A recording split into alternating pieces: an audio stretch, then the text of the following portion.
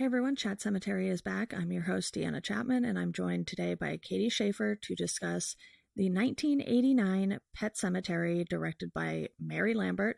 This is the first of multiple adaptations to come of this story, and, it shows its age at times, but otherwise, pretty solid adaptation. Wouldn't you agree, Katie? I agree with all of what you said. It shows its age, but I remember watching this when I was really young, and it was terrifying when it was much, when at the time it would have been a much more, visually it would have looked more stunning, whereas now we've seen a lot more. But yeah, I liked it. I enjoyed watching it again. Yeah, and it's one of those things where you get some big names in this movie. So, just looking back on it, you're like, oh, wow, they really went for it with the names. And as far as the main three go, which would be Dale Midkiff, Fred Gwynne, and Denise Crosby as your three adult characters. And then you have Gage and Ellie, which Gage was played by Miko Hughes, and Ellie was actually played by twins. So you have Blaze Burdahl and her twin sister, whose name I am totally blanking on right now, but it was basically because of the way the child labor laws are. So it's easier to have twins because you can have one on set, and then when they have to be taken off set, you could just put the twin in. And right. I found that very interesting because it's like, you know what? That's really smart. And how often do we see twins playing the same role as children? Yeah, I don't know how often it is. It happens more often than you think. Yeah, I would guess, but I didn't think it usually happened at that age. I thought usually as babies, but I was surprised that they were still doing it with her because she's got to be like 7, 6, something like that. Yeah, it's one of those things where I think, Full House is kind of the prime example of that with the Olsen twins playing the same character. And, I don't know if they're by far the most famous twins to have done that, but they're the ones that immediately come to mind for me, at least. Same. I'm sure there's others, but for kids our age, or for people, we're not kids, thankfully. For people our age, it's always the Olsen twins. Yeah, absolutely. And just the fact that they were able to get Fred Gwynne in this too, it's like, okay, here's this guy who is massive in comparison to everyone else, and yet he was still able to really just make you think he was the one and only Judd Crandall. Yes, I totally agree. Like, Fred Gwynne was such already an iconic figure at this time.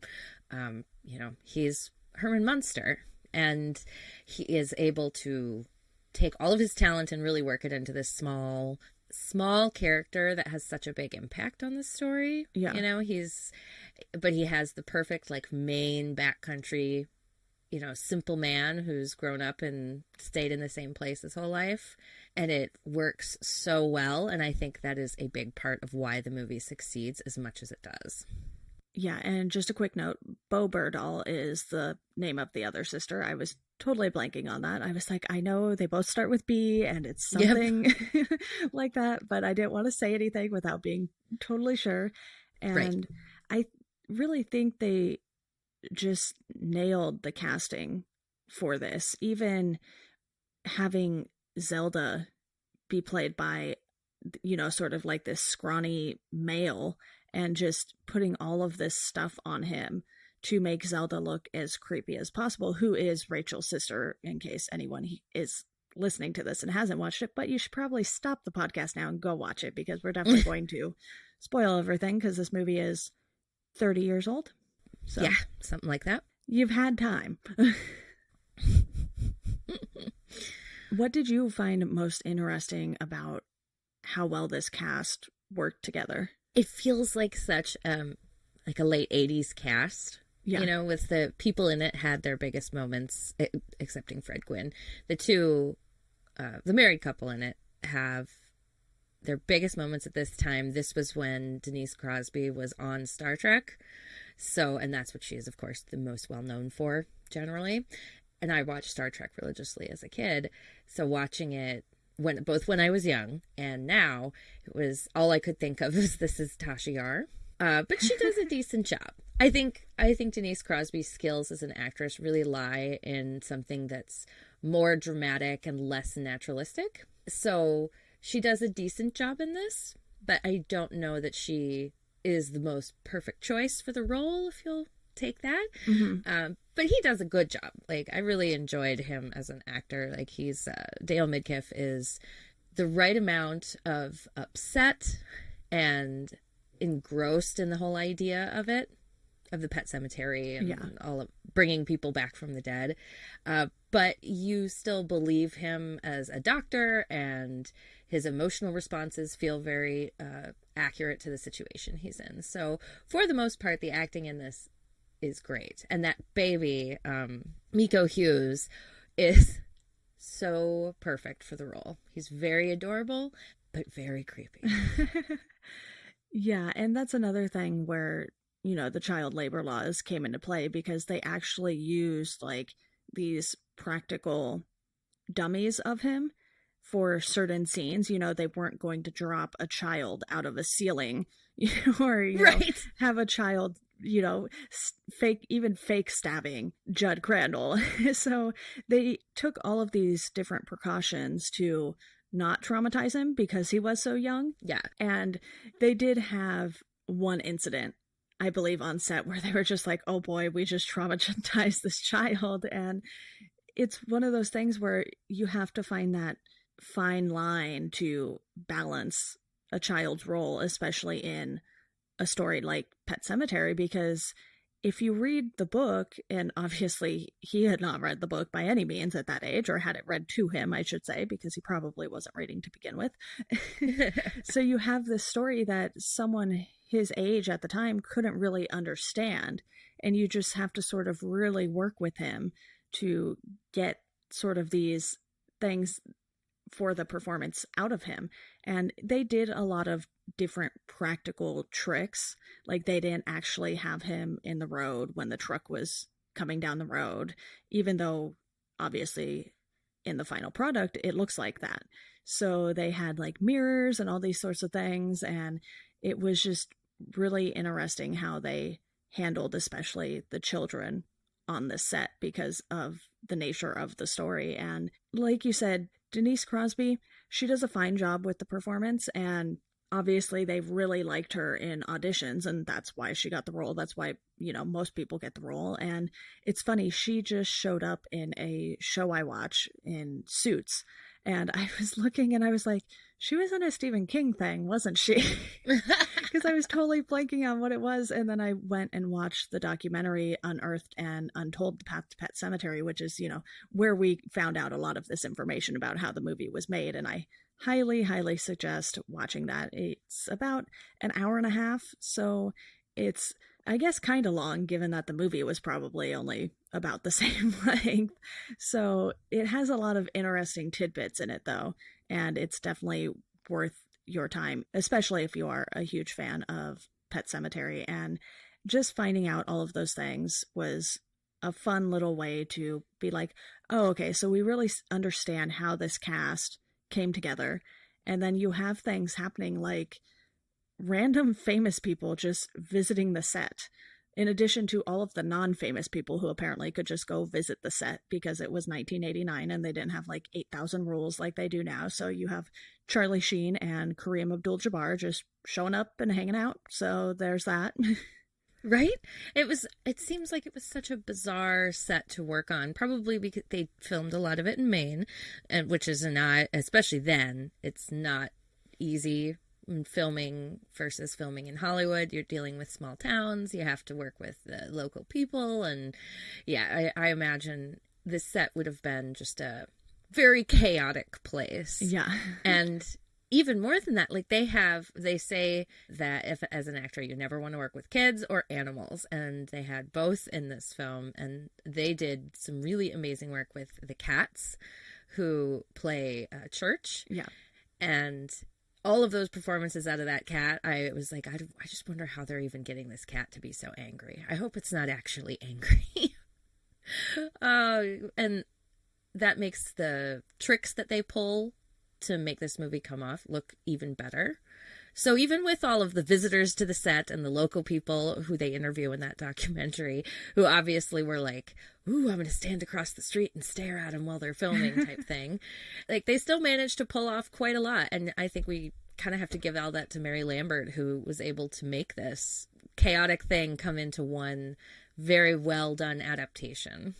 Oh, absolutely. And you could tell that she definitely had a vision for what she wanted this story to look like on the screen. And with the screenplay being by Stephen King, it was one of those things where, sometimes those things work out well, sometimes they don't. We saw with Maximum Overdrive that when he wanted to direct something, maybe not so good. So, Yeah, maybe you not. know, he is someone who is willing to let other people take on his work, and he doesn't need to be as hands on with it. But then sometimes he just really likes a story so much. And this one was one that was intensely personal to him because a lot of the events that happen in the story happened in his life. They just had different outcomes.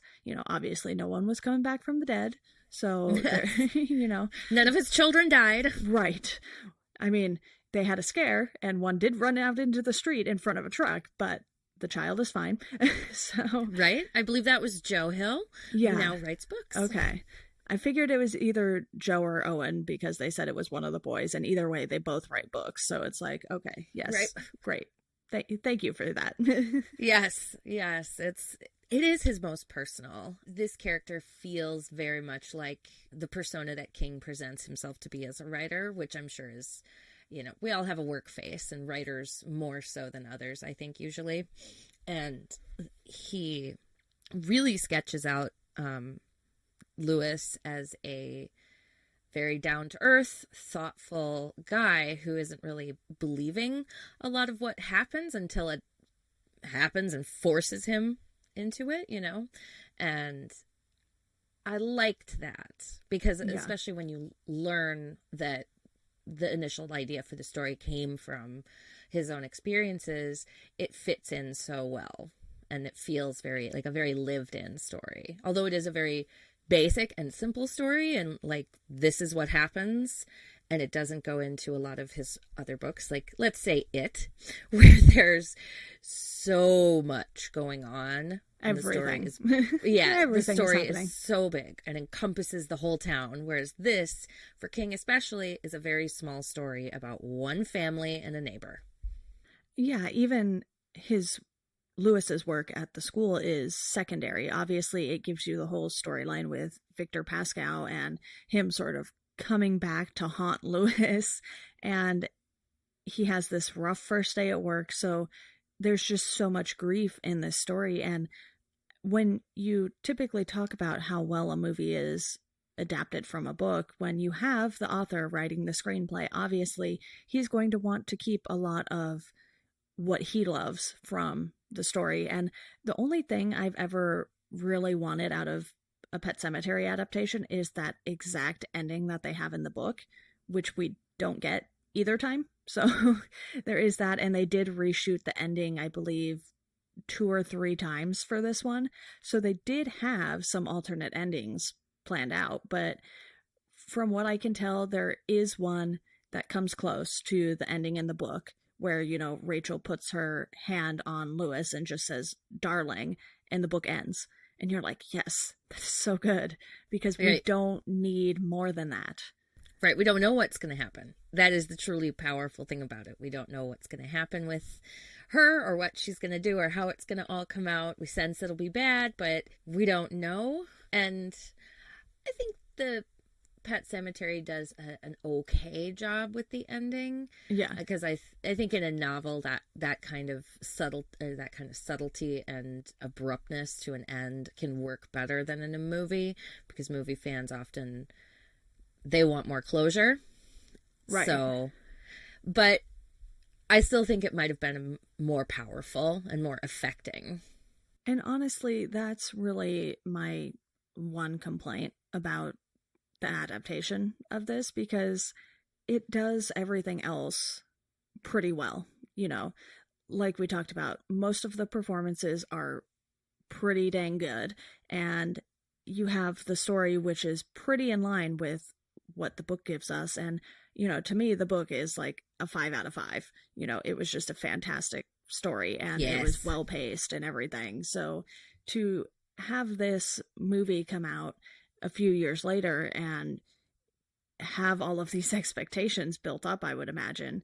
Obviously, I had seen the movie, I believe, before reading the book because I watched this. Then I went to watch the new one and I was like, okay, I'm pretty familiar with the story. And even if I hadn't watched this original in full before recently, I still knew kind of what to expect because I think it was one of those movies that, you kind of catch glimpses of on TV, especially like around Halloween time. They're always playing the Stephen King movies on TV and Yeah. Halloween, Friday the 13th, all those movies. So I've definitely caught glimpses of this, but I had never really sat down to watch it all the way through. And I was surprised with how well it stood up, too. Yeah, I agree. I mean, I watched it, like I said, I watched it at a sleepover at a friend's house when I was probably, I don't know, 11 maybe. And at the time, and up until I watched it again, I watched it a couple months ago and then I rewatched it last night. At the time, before the rewatches, I still was like, oh no, that movie is too upsetting. I can't handle that because of how much it freaked me out as a kid. Like I was anxious going into the rewatch. And then after I rewatched, I was like, oh, okay, no, this is not the, terrifying thing I thought it was at that age for me now, at least. And then, so I was kind of a little disappointed. And then I rewatched it again last night and was like, oh, okay, I can see how this is a really good movie because I was able to let go of all the previous experiences and look at it as a different film. And I was surprised at how good I thought it was because it is very 80s. Those shoulder pads and all of Denise Crosby's outfits. Yeah. They are very large. It still works so well. And the Victor Pascal scenes, well, it is totally an 80s film with the special effects, still work. It's still creepy, especially the makeup and the, what are they? The piece on his head with how it's all messed up. That still looks very realistic. His giant the creature wound. effects. Yes, the creature effects. And it really made me feel good that the movie was actually better than I remembered from watching it even just a couple months ago, because it was like, this is one of the stories that I totally agree is one of King's best and deserves a really great adaptation. The reason it stands up so well too is despite it being set in the 80s with, the giant shoulder pads, like you said, and all of those things that come with the 80s, right? It's a story that is still one you can relate to today. Not necessarily, the animals and the kid coming back to life, but as far as the grief goes and parents losing a child, you can understand why they're feeling all of the things that they're feeling. And it's not a story that is so rooted in the time period that it wouldn't age as well. Right. I agree. It's kind of a timeless one that works no matter what era it is, especially in the scenes where Judd tells the story of the young man who died and whose dad brings him back to life. What is his name? Tommy? Right. Something like that. Yeah. And Timmy, I think. And he goes into this great detail, and that happens in the book as well. And the book takes place a little earlier than the movie does because the movie sets it in what was the present day. And so that kid is a veteran of World War II, and it is horrific in the book. And I thought they do such a great job at channeling that in the movie, but they don't make him a World War II vet, and they just he's at some war and comes home, and it still works. It's still upsetting and it's still creepy, and the movie the story is easy to adapt to whatever time period you want. Yeah, I actually forgot about one other thing that I noticed that was pretty absent in both adaptations, but in this one, it surprised me that they didn't have Judd's wife, Norma, in it at all, because she is alive in the book for at least part of it, if I'm not mistaken. And you get to know this character a little bit, and you have Ellie going over and asking questions and all of this curiosity in the book that I guess maybe just for the sake of time, they didn't want to throw in that other another B plot, basically. Right. And it's always the old ladies that get cut out of these kinds of stories. I've noticed. Yeah. I watched the new one and I saw that's what they did. I was like, of course, we don't get Norma in this because I love that character in the book. And I think in the book, he uses that to really develop the background and meaning behind the story, which is about learning about death as a young child and learning how you have to cope with it, and then how you can very negatively cope with it by literally holding on to the bodies of people that you loved who are gone, and the healthy and not healthy ways to deal with that. And Norma is the person who, in the book, she dies and Ellie has to learn to deal with that grief because there's no bringing Norma back. She's far too old. And so Right. it really underlines the deeper emotions in the story. And so to a certain extent, the film feels like it's lacking that emotional depth. It feels much more like just a horror story than the deeper levels of engagement that the book gives you. Having Norma in the book, too, also gives you this added element to Judd's character. In the movie, he's all alone, so he really clings on to the Creed family and kind of looks at them as his surrogate children and grandchildren in a sense. But when you have Norma present in the book, you get why Judd is the way he is and why he's not even going to bother trying to bring Norma back. It's like he understands the power of the Micmac burial grounds and how they can draw you to them. But because of how long he's seen these things happening, he's sort of just like, yeah, no, there's no point. But with Lewis, he gets so attached that he's like, I have to do this. I have to save them all. Yes, and I think this adaptation doesn't really go into the background stories behind it, like the Wendigo that Stephen King puts in the book, or the more supernatural aspects of the Micmac burial ground and the reasoning behind the supernatural aspects. And so it does feel a little like, Judd, why'd you tell them about this? You knew it was a bad sitch. You knew it was bad. Why would you do this? And they give it a couple throwaway lines of like, oh, that place gets into you. And it's like, but that never feels as important as it is in the book, and why that makes everything so much more evil and dark. So it was like, I did notice that this time around that felt a little short, because you're just kind of asked to just accept it. It's fine. Go on. Enjoy other things. Yeah, definitely. I want to talk a little bit about some of the other things that I'm just now remembering that they cut out, because in the book you see a good amount of Lewis's work life, but they cut a bunch of that out in the movie. He has this work friend who comes by a lot after Gage's death, and you don't quite get that as in depth either. And again, I understand why they had to cut some things out. Even if Pet Sematary isn't Stephen King's longest book, it's still a pretty hefty book as far as how dense it is with information. Right. It's cram-packed with story, which you can't say of all of his books, but this one it deserves the space that he gives it, I think. Yeah, and you and I recently talked about the Tommyknockers, and that was a longer book that felt like it had less story in it. So I definitely understand what you mean by, this one was packed, and not all of his stories are necessarily that way. But with this one, it felt like there was an importance to everything he was telling us in the novel. And then when you get to the movie, it's like, okay, they are definitely going mostly for practical effects here. So a lot of the supernatural elements and things that we read about in the book, maybe those just weren't going to look as good in 1989 on the screen. And we'll talk about visuals in a bit here, but story-wise, there's always so much more in a book that you can't cram into a movie. Even if you look at, like Harry Potter, they had 7 books, 8 movies, and there's still so much that they couldn't even pack into those movies because the books get longer and longer pretty much as you go. And J.K. Rowling just has sort of this detailed purpose for a lot of what she puts in the books, even as they do get longer. You're like, oh, wow, I forgot about all these things. And the same can be said of this story for Stephen King. It's like, he put all of these details in because he thought they were important to understand what it is about this place.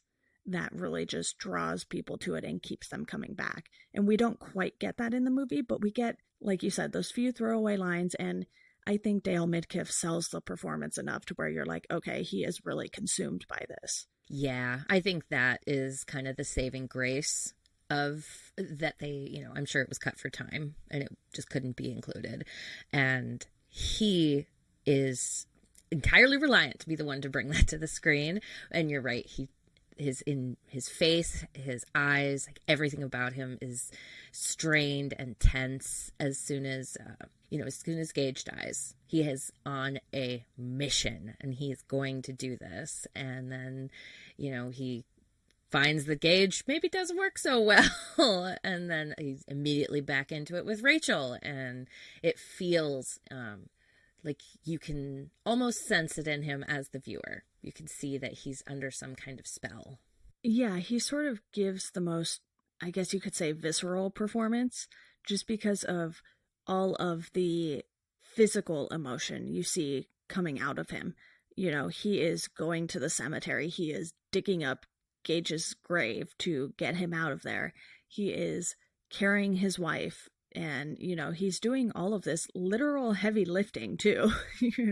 Right, because it's not like they could CGI these bodies on to his arms and he's not actually really holding much at all. Instead, I think this is a good time to just talk about some of the interesting things they did visually with this movie, because he's not carrying Denise Crosby when he's carrying Rachel. He is carrying a dummy of her, basically, and she's wrapped in a blanket, so that's kind of irrelevant whether or not it's a real person under there or not.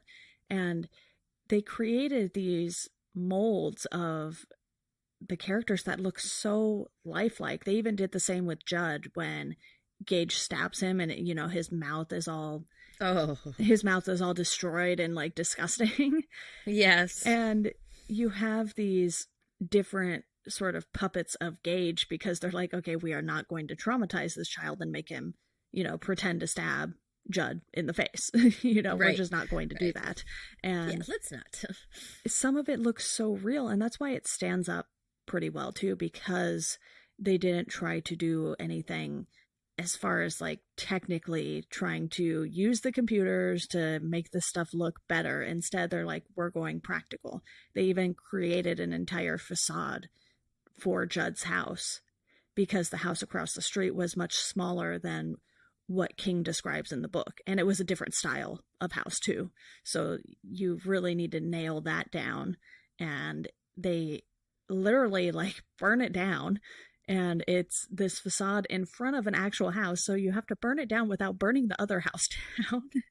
And you just have all of these things that you don't really know about until, like you and I did, we went and watched that documentary I mentioned, which, by the way, is on Amazon Prime. So I will link to it. And again, I highly recommend checking that out because that's where we got a lot of this information. And it is very, very interesting to find out how people do things, because they specifically mentioned that Gage had no stunt person. He can't, because the stunt person would have to be a child. Like, that makes no sense.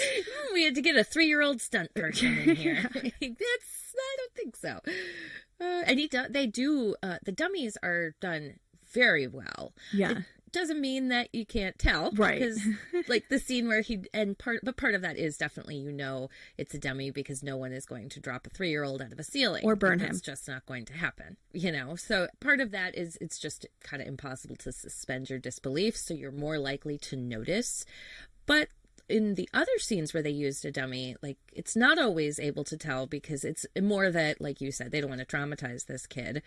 So they'll just show his face. He'll be making an angry face, and then he's stabbing Judd, and it's a dummy doing the stabbing. Yeah. But they'll still get a lot of facial reaction shots from him. So that action is happening off screen, technically. Right. And so it's like when they show, they have someone dancing really well, but that actor can't dance for crap. So it works generally. And I think the practical effects are really impressive for the time.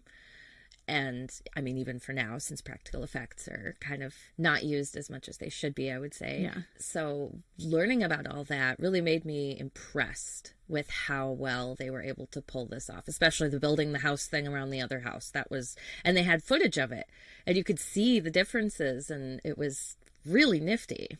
Yeah, they did a lot of work to make sure that this looked as realistic as a supernatural Stephen King story can look. Right. One of the other things is just the makeup that they did. You know, all of the foam that they put on the actor who played Zelda to make that spine look as disconfigured as it did, and just to make Oh, him look so sickly. And then you have Victor Pascow's head wound, and you have Denise Crosby coming back from the dead as Rachel, and just the way her face looks. And, you know, you have all of these big makeup effects too that just look so good for the time. And I would say the only visual that stood out to me as something that didn't age super well was when they kind of like superimposed Victor as a ghost, sort of.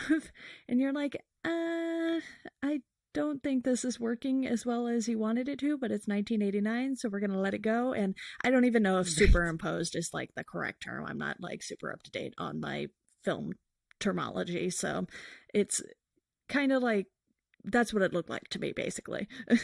Yeah, it's not as bad as like the Star Wars, like the little projections they have of people that move around. Right. The holograms. Yeah, but it's not too great either. It's kind of how I felt about it. It looks like someone has a light projector, and that's how they're, which is probably how they made it happen with mirrors and stuff. But you do think at the time, it's like, oh well, you did all right. At least you didn't just kind of They tried. put a real person in there, and then use some weird, very simplistic effects to make him look ghostly. So that was one of those like, okay, guys, I'm just gonna give you a pass on this. But the other thing I wanted to touch on with the special effects is all of those outdoor scenes Mm-hmm. where the path through to the Micmac burial ground are very creepy, Yeah. and climbing up those giant stone blocks over a quarry and all of that, just they make that look just incredibly dangerous and scary. And like, you look at it and you think, oh, I'm not going to be doing that, no thank you. And yet they're lugging dead bodies through it, and there's ancient old Fred Gwynn, who had to be in like his 70s, just climbing up these giant stairs, and he really did that. Yeah. So you got to give it to the man for still being spry at that age to climb up stairs that come up about to his waist. So, and he's a very big dude, so that says something if it comes up that high. Especially just climbing up that section where it's like all, you know, the tree branches and the sort of driftwood, deadwood, whatever Yep, you the want to call it. deadfall. Yeah. And I was really impressed when I was like, oh, that was actually all real. And they actually did all of that work themselves. And it shows in the movie too, because they actually look tired. Yeah, I bet it was. I hope they only had to do one or two takes of that. Hopefully. And the lighting. The other thing that's really well done is the lighting in this. It's bright when it needs to be, at points where, like, you can clearly see what's going on with Gage, even at night. But when they're going through the burial ground, everything is very foggy, and the light feels almost overcast everything, but it's all in it still keeps everything in shadow.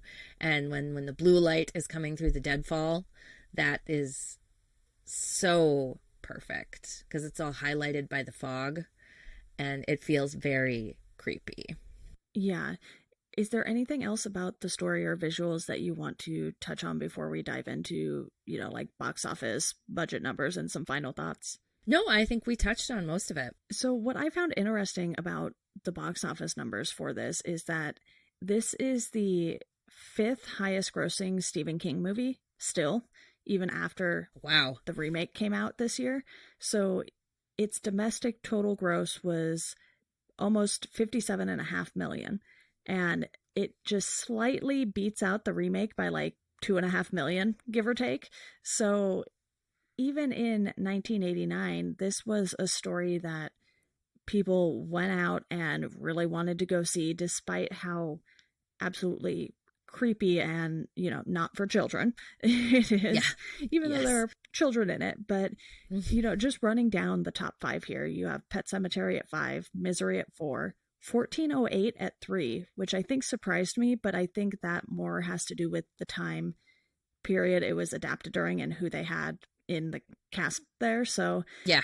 you have that at number 3. You have a big gap between that and the Green Mile at number 2, and then an even bigger gap between the Green Mile and the It remake from 2017. Yeah, that one just busted through all expectations, and we're all excited for the second one, which I'll be willing to guess that one will be even bigger. Yeah, with It Chapter 2 and Doctor Sleep coming out this year, I'm definitely expecting some shakeup in this top 5 here. But yeah, to have one of the movies from the 80s still be in the top 5 as of, the time we're recording this, I think that's pretty amazing. And obviously the 2019 adaptation was a bit of a bummer for a lot of people, and that is one that it'll be a while before I talk about that one, but we'll get there. we'll get there eventually. And I just really think that a lot of these movies sort of fell into the 30 million to 50 million range just because of the time period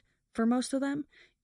Carrie made 33 million, The Shining made 44, and so on and so forth. Right. And is that in today's numbers, or is that the numbers they actually earned at the time?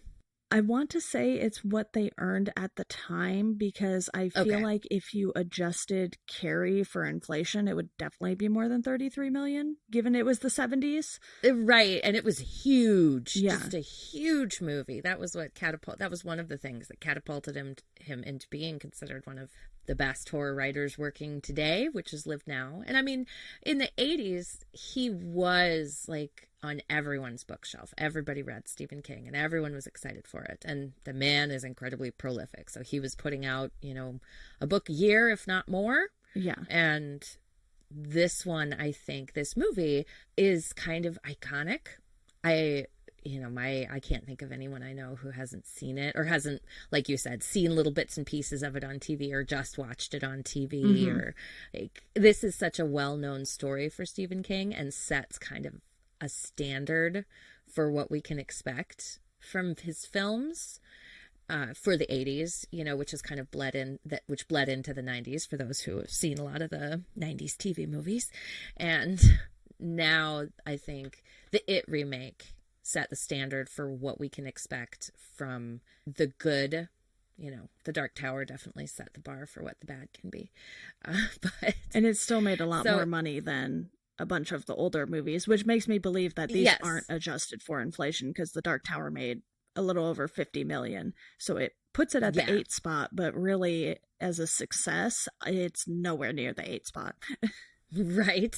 So I think it's, like you said, it's still really impressive that even though this is this was a big movie for him and a big movie at the time, it's still in that top 5 even now, with God knows how many adaptations between this one and It Chapter 2, which is coming out in 8 weeks, 6 weeks, something like that. They have 43 movies listed on Box Office Mojo under the Stephen King brand. So that's a lot. Yeah. I wonder if that counts all the Children of the Corn. No, just 2 that I see. Okay, good. We've discussed in the past our thoughts on the Children of the Corn movies. Yeah, and Cell is on the list, but it doesn't have any numbers associated with it. So I think it's pretty much anything that got a theatrical release, because The Lawnmower Man and Lawnmower Man 2 are on this list, even though Stephen King is no, those aren't mine. So there are some imperfections with this list. So let's call it 40 movies with actual figures that are actual Stephen King adaptations. Wow, that's incredible. It's very impressive. And as you and I know, there's way more than that because of all the Children of the Corn movies and how long my spreadsheet is for this podcast. Yes, and I do love the fact that it's Mary Lambert and the story of how she got this part as the director, because she could bring the Ramones, because she does a lot of music videos. Even now, she does a lot of music videos.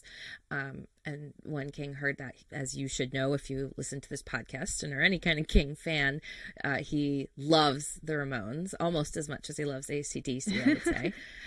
And, you know, because she could bring them in, Lambert got the directing job, and she just hits it out of the park with this. And I believe King himself was very happy with how the movie turned out.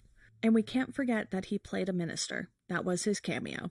That's right. And he's so great at it. Oh, it's so delightful. Yeah, so needless to say, this movie is pretty grim. And even though it was made in the late 80s, it still gets all of those emotions that you feel when you read the story across, or at least enough of them for you to be like, yes, this is the sort of adaptation I'm looking for when it comes to Pet Sematary. And, you know, we mentioned a few of the things that were in the book that we would have liked to see in an adaptation. And obviously, with the remake, we didn't get some of those things still. So it's clear that there are certain aspects of the story that people just don't want to adapt for one reason or another. Yeah, I think sometimes it's because they just seem too complicated to put into the movie, and sometimes it's just preference. And I too agree that there's some things that I would really love to see in the movie that would probably push the movie's length to be 2.5 hours, which I don't know that this book deserves a 2.5 hour adaptation, even if it includes all the stuff I want. Yeah, that would be asking people to sit through a lot. And, you know, there are some movies that people are clearly willing to sit through for nearly 3 hours, like Avengers Endgame and whatnot, but right, not everything needs to be that long. No, I'm always happy when I go to a screening and I'm reviewing a movie. I'm like, how long is this? And when I see it's less than 2 hours, I'm like, yes. When I see it's 90 minutes, it's a celebration. Like, oh, awesome, 90 minutes. Yeah. Movies that are like never 90 minutes. And if it's good and it's 90 minutes, then like I am just like, you get 5 stars at least. Because I rate on a 10 scale. Okay. So it'd be 2.5 stars if you're just a 5-star person. Yeah, so last thing here then, what did you rate this movie? I would say this is probably right now in my life, and it might change if I watch this at a different time. I would say this is a 3.5 out of 5 for me. Okay, I have it at 3 out of 5, but that was before watching the documentary and not having rewatched it again before doing this podcast. Like I said, I had rewatched it, or, you know, really watched it for the first time when I went to go see the remake. So I wouldn't say I've seen this enough times to just be like very firm in my rating, but on first impression, I was like, okay, this is a 3 out of 5. You know, they did a lot of things. They left some things out that I would have liked to see, and it stands up pretty well. Yes, I agree. It's something that this will be a fun movie to show my kid, and I would say a year and a half. He's a cat and animal lover, so it's more scary if that's how you are. Yeah, I think. So it's just since we have 2 cats in our house. Yeah, so I would say 3.5 is definitely that's a good rating for me. I don't give things super high ratings unless I really like them. Oh, absolutely. Well, Katie, thank you so much for coming on to talk about Pet Sematary today. That wraps this episode. You can follow Chat Sematary on Twitter and on Instagram. It's just Chat Sematary there, so you can just search that and we should pop up. If we don't, well, I don't know what to tell you, but we should. So there is that. And we have a Patreon. You can donate to. The lowest tier is $1 a month. We have a $5 a month tier if you want to pick a topic for my other podcast, Welcome to Geekdom. I'm still thinking of some other cool rewards that I can offer you guys. And as always, thank you all for listening, and we hope you enjoy the rest of your day.